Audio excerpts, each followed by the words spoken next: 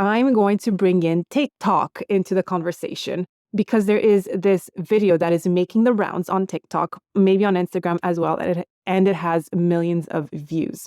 So I'm going to walk you through this video and we're going to dissect it, talk about what happened in it, and what I think should be the main takeaways and why I think it's super relevant when it comes to social anxiety and what some of the lessons are from it, right? This video that's making the rounds is about a college professor who is giving his class of students two options. The first option is to dance in front of the whole class for 15 seconds. Now there are about 60 people in that class. And the second option is to write a 15,000 word paper on the implications of AI on biomedical engineering. Yeah, it's that type of class. It's up there in like shit I will never understand or be able to write about. So this one girl, she gets up. In the video, you can see that she's doing a 15-second dance, and then she just walks back to her seat while the rest of the class raises their hand to write a 30-page paper. So the rest of the class chose option number 2, and she's the only one that chose option number 1. With videos these days, you kind of always have to have the benefit of the doubt. Like, is this real? Is it not real? Why would it not be real versus, you kind of have to think about the intentions and the possibilities, so on and so forth. So anyway, even if the video is staged, I do want to talk about it because you should always choose option 1 when you're presented with it. And I know you're going to be, nope, no rocks. I'm not doing it. I'm not going to do that. And the good part is that, you can also write the 30-page paper if that is something that you feel you're going to miss out on. You can do both. Now you might say, but rocks, I'm terrified I'll be terrible. I don't know any dance moves and people are just going to laugh at me. Or you're going to say, rocks, it's just too much for my social anxiety. I could never live with myself after that. Valid feelings, I understand. And this is where I would say, negative visualization can help. But I'm not going to go into that in this episode. You can feel free to Google negative visualization and how that can help in these types of situations. But I do want to talk about the 3 reasons why I recommend you stand up and dance. Yes, even if you have social anxiety and all you can do is the chicken dance, okay? Number 1, it's going to expand your comfort zone. So your comfort zone has many layers. It goes from comfort zone to fear zone to learning zone to growth zone. Now, in this situation, you would probably go from comfort zone to growth zone, like from one extremity to the other, and you would just skip the in-between. And usually when you take a risk, especially one that's tied to how people perceive you, you will walk away an instant winner because you just challenged yourself and pushed through potentially several layers of fear. That's not an easy feat for anybody. And when you do that, your comfort zone automatically is enlarged. It expands. And the next time around, you're going to dare to do bigger things and so on and so forth. So this directly impacts the confidence you have in yourself. And you'll have an easier time saying, I can handle whatever comes my way because I was able to do that. Okay, so you're able to create this confidence in relation to, so that next time around when you're faced with an opportunity, you're going to be like, well, this is easy peasy lemon squeezy compared to dancing in front of 60 people for 15 seconds. And the more you do things of this nature, the more your comfort zone expands and your confidence level goes up. The second reason why I recommend you do the dance is that it will create a positive memory. It will become such a powerful anecdote for you that when you share it anytime in the future, you'll feel that instant boost of empowerment.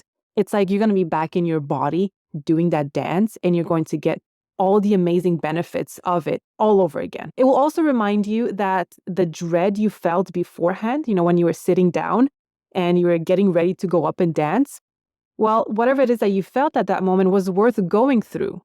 And you will forever know that that anxiety, that anticipation anxiety is worse than actually going through the thing itself. Because once you're done with that dance and you sit back down, I promise you're going to be a totally different person. And I talked about this in my previous episode about the dreaded low and how once you move past the dreaded low, you will feel like $1,000,000 because you will be accountable to your actions, to saying yes, to doing whatever it is that you committed yourself to. And yes, even if you end up being absolutely horrendous and people are laughing at your chicken dance, it will still end up being a positive memory because you will remember yourself as the one who did the thing instead of being the one in the crowd judging the person on the floor.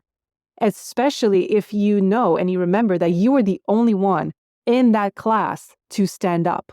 That's a positive memory. No matter how you try to slice and dice it, it is a positive memory. And lastly, it's a pivotal moment of personal growth. Again, this is very much in line with number one, with your comfort zone, but there is a clear before and after should you choose option one, which is, dancing. Because you step up as someone and then you sit back down as someone else. It will energize you and make you question, what else can you do? What else can I do?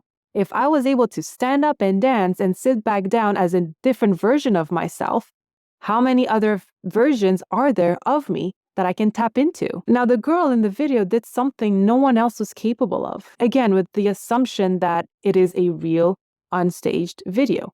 And she walked away benefiting from it. Everyone else in that room remained in their safe and comfortable zone. So those are the three reasons why I do recommend that if you are presented with such an opportunity, that you take it. But let's break down the video a little bit more because there are some other observations that I made. So let's go with the assumption that, again, it wasn't staged.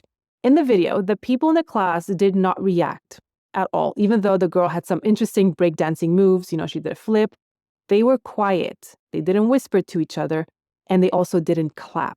So if at the beginning, when you're like, it rocks, I'm going to be so terrible, they're going to laugh at me, if that's something that you were worried about, I want you to know that that's a lie that you are telling yourself. What I want you to know is that you're not scared of people laughing. You're scared of any reaction they might have. Let's just be honest and put it on the table.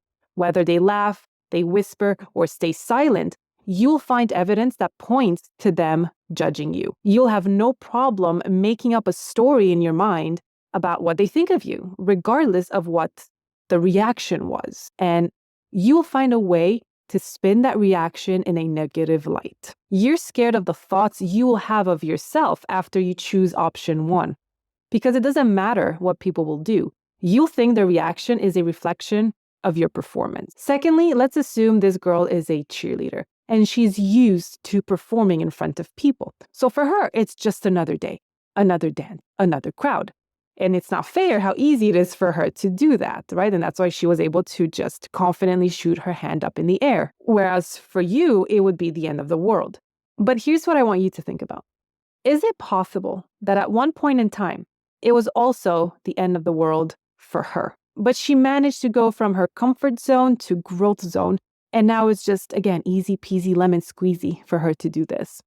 If it's possible for her to get that comfortable with herself, it's also possible for you. And maybe your immediate reaction is a hard no. Fuck no. I want you to push back against your immediate reaction just as fast. Don't let it simmer. Don't let it go to your mind. Don't start analyzing your thoughts and go down that rabbit hole where you don't trust yourself. You're scared, you're worried, you're dreading it. All those things that are going to block you from saying yes to such an opportunity.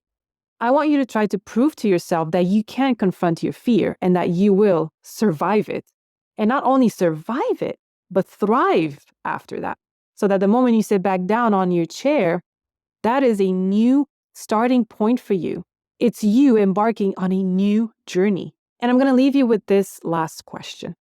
Tell me, which person do you think more highly of? The person standing up to their fear and doing the thing?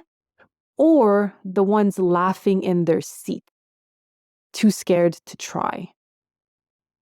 That's it for this week's episode. I will see you here next week on the You're Worth Knowing podcast.